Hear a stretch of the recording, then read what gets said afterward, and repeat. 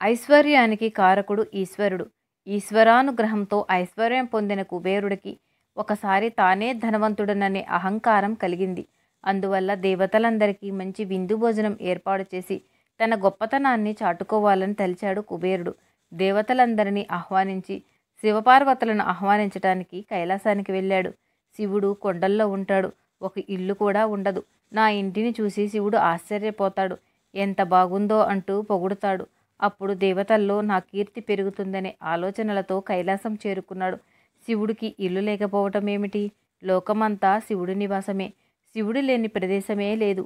శివుడు యోగి కనుక నిరాడంబరంగా హిమాలయాల్లో ప్రశాంతమైన జీవితం సాగిస్తుంటాడు. శివుడు సర్వాంతర్యామి. ఎవరెవరు ఎప్పుడెప్పుడు ఏమనుకుంటున్నారో అన్నీ తెలుసుకోగలడు.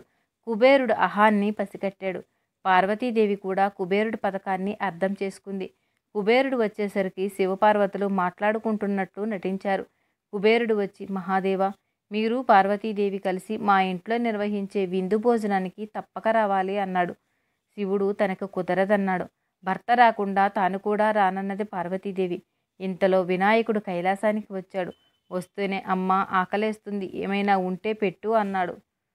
పార్వతీదేవి గణపతి వైపు కనుసైగ చేసి, కుబేరా, మా గణపతి మీ ఇంటికి విందుకు వస్తాడు అనగా, అవునవును, గణపతికి విందు భోజనం అంటే మహా ఇష్టం. మా బదులుగా గణపతిని తీసుకువెళ్ళు అన్నాడు పరమశివుడు. హా, ఈ ఏనుగు ముఖమన్న పసిపిల్లవాడా నా ఇంటికి విందుకొచ్చేది? ఎంత తింటాడులే అనుకుంటూ గణపతిని తీసుకొని అలకాపురిలో ఉన్న తన భవనంలోకి తీసుకువెళ్ళి తన భవనంలో ఉన్న సౌకర్యాలను, ఇతర సంపదలను చూపించసాగాడు. ఇవన్నీ వ్యర్థం, త్వరగా ఆహారం పెట్టండి అని గణపతి అనగా కుబేరుడు భోజనం సిద్ధం చేయవలసిందిగా అక్కడున్న వారిని ఆజ్ఞాపించాడు. వెంటనే బంగారు కంచం పెట్టి రకరకాల తీపి పదార్థాలు, పానీయాలు, కూరలు, పండ్లు గణపతికి వడ్డించారు.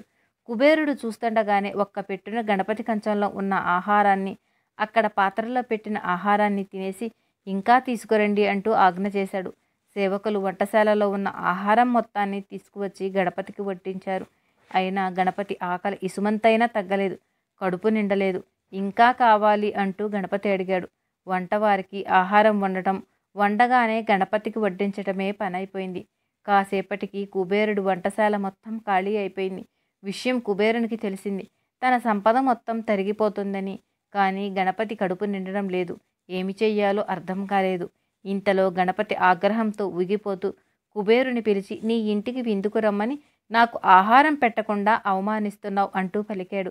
కుబేరుడికి విషయం అర్థమైంది. తనకున్న సంపద ఆ పరమాత్ముడిని ఏమాత్రం సంతృప్తి పరచలేదని, అన్నీ ఇచ్చిన భగవంతుడి దగ్గరే తన దర్పాన్ని చూపాలనుకోవటం మూర్ఖత్వమని, తన అహంకారం అణచటానికే దైవం ఈ విధంగా చేశాడని గ్రహించి పరుగు పరుగున కైలాసానికి వెళ్ళాడు. శివ, శంకర, నీవే దిక్కు. ఐశ్వర్యానికి నన్ను నీవే అధిపతిని చేశావని మరిచి అహంకారంతో ప్రవర్తించాను.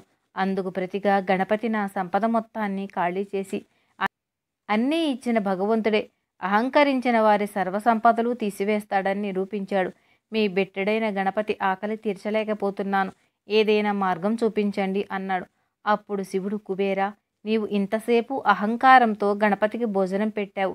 అందుకే గణపతి సంతృప్తి చెందలేదు. గణపతికి కావాల్సింది భక్తి మాత్రమే. నీకు ఎంత ఉందన్నది అతనికి అనవసరం. నీవు ఎంత భక్తితో సమర్పించావన్నది మాత్రమే గణపతి చూస్తాడు. ఇదిగో ఈ గుప్పెడు బియ్యం తీసుకొని అహంకారం విడిచి చేసిన తప్పును ఒప్పుకొని పరమభక్తితో గణపతికి సమర్పించు అన్నాడు. కుబేరుడు ఆ గుప్పెడు బియ్యాన్ని ఉడికించి గణపతికి భక్తితో సమర్పించాడు. ఆ గుప్పెడు బియ్యం తినగానే గణపతికి కడుపు నిండి త్రేన్పులు వచ్చాయి. గణపతి సంతృప్తి చెందాడు. సమస్త లోకాల ఆకలి తీరుస్తున్న పరమాత్మకు ఎంతని పెట్టగలం? ఎంత పెడితే ఆయన ఆకలి తీరుతుంది? భగవంతుడు భక్తికి లొంగుతాడు. సంపదలకు, నైవేద్యాలకు, దర్పాలకు కాదు. భక్తితో గణపతికి చిన్న బెల్లం ముక్క నివేదన చేసినా చాలు, అదే మహాప్రసాదంగా స్వీకరిస్తాడు. మనం దేవుడికి ఎంత సమర్పించామన్నది కాదు, ఎంత భక్తితో ఇచ్చామన్నది ముఖ్యం. కుబేరుడు అహంకారాన్ని అణిచివేసిన గణపతి మనలోని అహంకారాన్ని కూడా పటాపంచలు చేయిగాక. ఓం విఘ్నేశాయ నమః.